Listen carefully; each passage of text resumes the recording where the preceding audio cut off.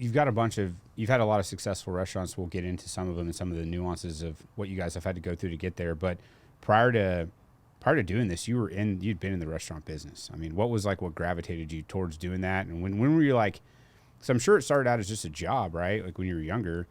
And then when was it like, this is a career, this is like what I want to do, it's what I like doing? So in good point, good question. I think that, so when I was 18, I started washing dishes and running deliveries at a Chinese food restaurant in Stillwater.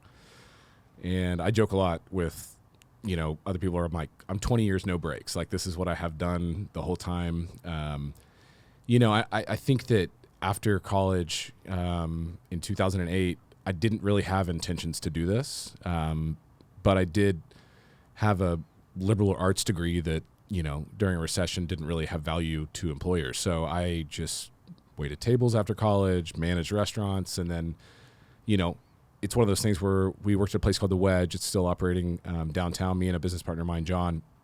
And we, were naive enough to look at the end-of-day sales and say, well, this could be ours. Yeah. Well, that's not how it is, but I mean, that's how we thought. And so we were young and, we were 26 years old and we thought, well, if we're going to do it, let's do it now. So a couple of things you mentioned. The first one is like this idea of picking some degree and going to get a college education. And my undergrad, I've never really used it. I mean, I guess kind of, but I didn't know what I wanted to do. They make you pick something. And did you have like a lot of conviction around what you were getting a degree in when you went in? No. And I think too, it's like, that's something like, even as a parent, that like my parents advised me against doing what I did. Like they advised me against like, hey, like maybe swing into this minor or something. Don't focus just on an English degree if you're not going to teach, because I had no intention on teaching.